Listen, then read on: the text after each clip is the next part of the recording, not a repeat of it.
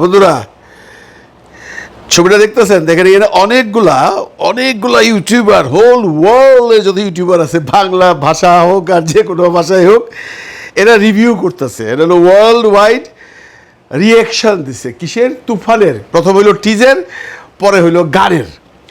পৃথিবীতে যত ইউটিউবার আছে সিনেমা নিয়ে রিভিউ করে, বাংলা কথা নিয়ে যারা রিভিউ করেন পৃথিবীতে যেখানে আছে, সেটা আমেরিকা হোক, পাকিস্তান, ইন্ডিয়া, নেপাল, বাংলাদেশ, সব রিভিউয়াররা এখন তুফানের প্রথম হইল আপনার টিজ রিয়াকশান, এখন হইল গানের রিয়াকশান। তুমি কোন শহরের মাই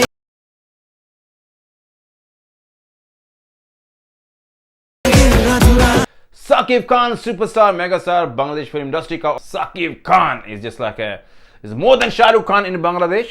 ভারতের ৬৭টি, পাকিস্তানের ২২টি, বাংলাদেশের ৪৩৬টি ইউটিউব চ্যানেলে তুফানের টিজার এবং বলে গানের রিয়াকশনের সময় আরও বাড়ছে। আমি টিজারের সময় বলতেছি, আরও বাড়ছে গানের রিয়াকশনের সময়, চলছেই। পুরো যারা এই সমস্ত কন্টেন্ট তৈরি করে, রিভিউ করে বা রিভিউ না করুক, সিনেমা সংক্রান্ত আলাপ করে, তারাই কিন্তু করতেছে। পাকিস্তানের ২-৩ জন রিভিউয়ারকে দেখলাম, তারা প্রথম তুফানের টিজটা করা খুব ভালো যাওয়াতে এখন তারা সাকিবের সেই বীর ছবি, তারপর সাকিবের সেই নবাব ছবি, সাকিবের সেই শিকারী ছবি, একটা কাপল, অনেক বড় একটা চ্যানেল, ওরা রিভিউ করতেছে একটার পর একটা। এগুলো করার পর ওরা গান নিয়ে করতেছে, মানে ওরা সাকিব খানকে নিয়ে প্রচণ্ড কন্টেন্ট করতেছে এবং ভিউ হচ্ছে।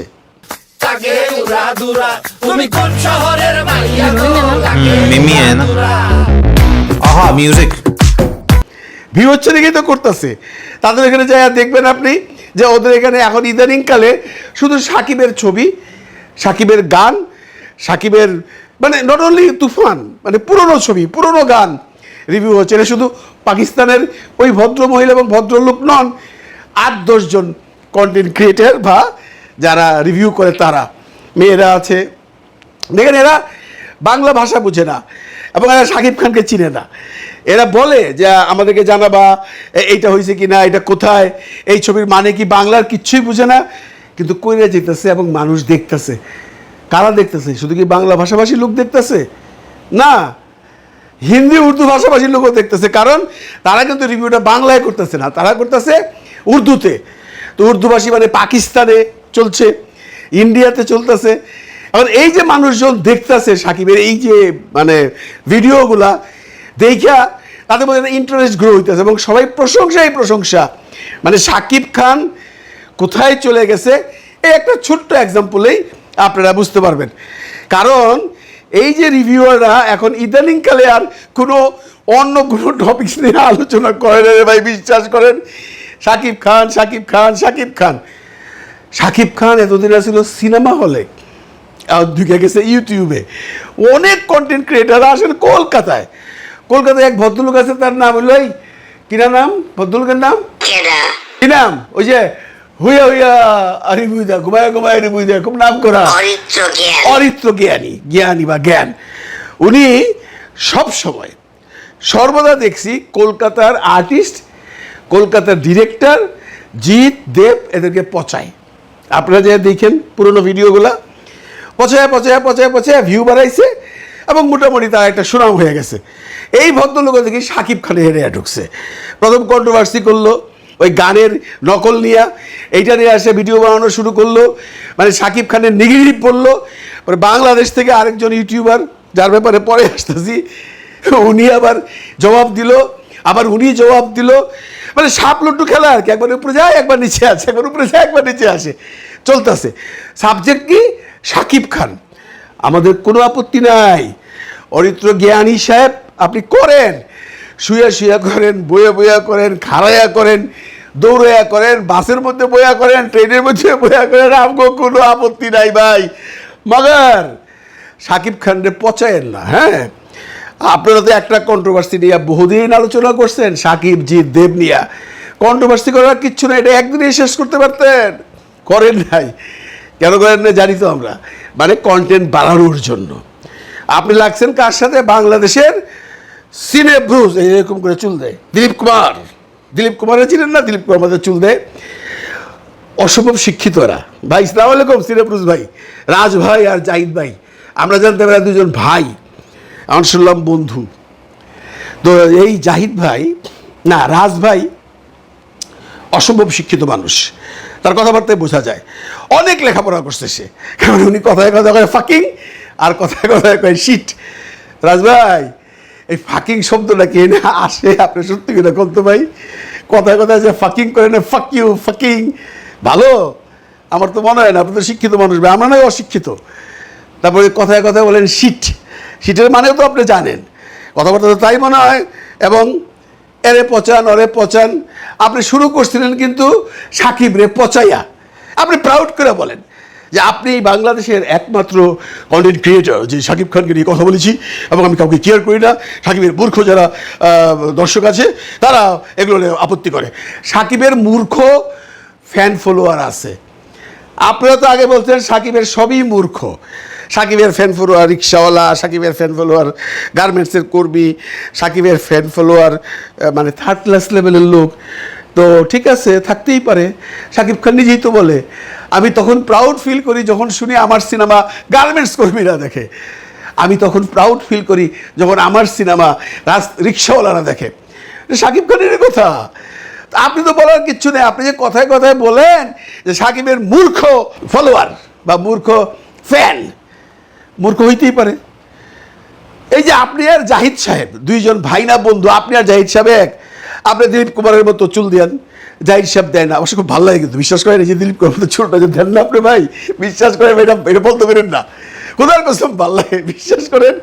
গলাটাও সুন্দর, চেহারাটাও সুন্দর, না চেহারা অবশ্য জাহিদ সাহেবের সুন্দর। হ্যাঁ, তো জাহিদ সাহেব এক ধরনের কথা বলে, আপনি এক ধরনের কথা বলেন, দুজন কি এক না? আপনার গলা বলার ভঙ্গি একরকম, জাহিদের ভঙ্গি আরেক রকম। জাহিদের চেহারা সুন্দর, আপনার চেহারা জাহিদের চেয়ে খারাপ, এক তো হইতে পারে না। সাকিবের এই যে লক্ষ লক্ষ আপনার কি বলে সাকিবিয়ান আছে, এরা সব এক হইব কেমনে? কিছু কিছু তো থাকবো, কথায় কথায় এক পচায়েন না। সেই জন্য এক ভিডিও তো দেখলাম ভাই, আপনি কইতাছেন যে মূর্খ সাকিবিয়ান। মিয়া ভাই আপনার সাকিবের নিয়ে তো ভিডিও বানাইতে কয় না, আমরা কিছু লোক বানাইয়া খাইতেছিলাম, এটার মধ্যে ভাগ বসাই দিচ্ছেন। আমরা তো ডিক্লিয়ার দিয়া কই আমরা সাকিবের বেইচা খাই, সাকিব সেই লেভেল। এরকম আমরা বেশ কিছু ইউটিউবার আছে, আপনি তো সেই দলের না। আপনি হলেন উচ্চ শিক্ষিত একজন মানে ইন্টেলেকচুয়াল রিভিউয়ার, ইয়াস ইন্টেলেকচুয়াল রিভিউয়ার। আপনি সাকিবকে নিয়ে ভিডিও বানান, চান্স পেলে খোঁচা দেন, দিছেন, এখন খোঁচা দিয়ে দেখেন তো রাজ ভাই চাপড়া থাকবো না। কারণ কি জানেন, আপনার পুরাটা স্টাডি করছি, 3 বছর আগে স্টার্ট করছিলেন, প্রথম 2 বছর পর্যন্ত আপনার কোনো কন্টেন্ট 1000-এ টাচ করে নাই। 2 বছর পরে যে প্রথম মিশন এক্সট্রিমটা 1000-এ 14,000-এ যে টাচ করছে। আর ইদানিংকালে সাকিব নিয়ে যখন পজিটিভ কথা বলা শুরু করছেন, হুর হুর হুর হুর করে ভিউ বেড়ে গেছে, সাবস্ক্রাইবার বেড়ে গেছে। সাকিবিয়ানরা করছে, করুক, আপনি আমাদের দলে আসেন। কিন্তু এই যে প্রাউড করে বলেন না যে আমি সাকিবের প্রয়োজনে ধুয়ে ফেলামু, আমি কেয়ার করি না, আরেকবার ধুয়েন না ভাই। এই যে উঠছেন না, ধাপ করে পড়ে যাবেন, আল্লাহর কসম কেউ বাঁচাইতে পারবো না। সাকিব একটা ডেঞ্জারাস, বিচ্ছু বিচ্ছু বিচ্ছু। কাজেই কন্টেন্ট বানান। সাকিব রে নিয়ে আগে যেরকম গালাগালি করছেন বা সাকিব রে নিয়ে আগে যেমন মানে নিচু করে কথা বলছেন, এগুলো এখন আপনি বলেন না, কারণ আপনি বুঝে ফেলাইছেন যে ভাই ওরে নিয়ে পজিটিভ করলেই আমার ভিউ বাড়ে। করেন, আমাদের কোনো আপত্তি নাই, কিন্তু আমাদের মধ্যে গন্ডগোল লাগেন না। আমাদের সাকিবিয়ানদেরকে মূর্খ বললেন না। সাকিবিয়ানদেরকে যারা মূর্খ বলে তাদের কি অবস্থা দেখছেন না অতীতে? অনেক বড় বড় অতি মহারথীরা সাকিবরে গালাগালি করে, আপনিও যাইবেন গা কইরা খাইতেছেন, ভালো একটা ইনকাম হইতেছে। এখন প্রথম তো বহুদিন কষ্ট করছেন, 2টা বছর তো আপনার এই মানে চ্যানেল তো চলতোই না, এখন চলতেছে। এখন সাকিবের ফরেই কথা বললেন। আর সাকিব যখন খারাপ করবো না, আপনি একলা না। আপনার মনে আছে, শ্রদ্ধার সঙ্গে বলতেছি রাজ ভাই, যখন বরবাদ গানটা আসলো আমাদের সাকিব খানের রাজকুমার ছবির, অনেক সাকিবিয়ান যারা সাকিবকে নিয়ে কন্টেন্ট তৈরি করে তারাও কিন্তু বলছি, ইভেন মি বলছি গান ভালো হয় নাই, বলছি খারাপ হলে আমরাও বলুম, আপনিও বলেন, কিন্তু হুদাই বললেন না। হুদাই বইয়া এই যে ভিউ আর এই যে টাকা পয়সা পাইতেছেন, এগুলো হারায়েন না। আর শেষ পর্যন্ত কইতেছি চুলটার উপরে রাখেন ভাই, খোদার কসম একটা দিলীপ কুমার বিশ্বাস করেন। আর আপনার খুঁজেন না, আপনার মতো আপনি ব্যবসা করেন, আমগুলোর মতো আমরা ব্যবসা করি। সাকিবরে তো বেচবেনই, সাকিবরে দুনিয়ার মানুষে বেচে, ওই কলকাতার অরিত্রও বেচে, ওই পাকিস্তানের এই কাপলরাও বেচে, মুম্বাইয়ের লোকজনও বেচে, সারা দুনিয়ায় বেচতে আপনি বেচেন। সাকিব কি আমার বাপের সম্পত্তি বলেন যে আমি একলা বেচুম? তো একটু কষ্ট হয় কি জানেন, আমরা একটু কইরা খাইতেছিলাম, এর মধ্যে আপনাদের মতো শিক্ষিত এবং অসম্ভব শিক্ষিত লোকজন এসে যখন ঝাঁপাইয়া পড়ছেন, আমাকে ব্যবসা একটু কমছে, কিছু করার নাই। এখন দোকান খুলছি, পাশে তো দোকান খুলবোই, যে দোকানের মাল ভালো ওই দোকানে মানুষ কিনবো, এটা দুঃখ করে লাভ নেই। এই পেটে ব্যথা আসি, আমাকে পেটেও লাগতে দিয়েন না। আর সাকিবকে ভক্তদের নিয়ে কোনো কথা কইেন না, কইলে এই যে উঠছেন না, থাকবো না, কিছুই থাকবো না। তো বন্ধুরা আসলে ভিডিওটা বানাইছি আমি এই জন্য যে দেখেন একটা আর্টিস্ট, আমার মনে হয় বাংলাদেশে তো নাই, অনেক দেশেই নেই, আমি কোনো দেশের নাম বললে আবার ওনারা ওই যে জ্ঞানী সাহেব খেয়ে পাজে ভোগা, ওনাদের দেশেরও আর্টিস্ট আছে, একটু দেখেন তো জ্ঞানী সাহেব জিৎ বা দেবের কোনো কন্টেন্ট এইভাবে ভিউ হয়েছে কিনা।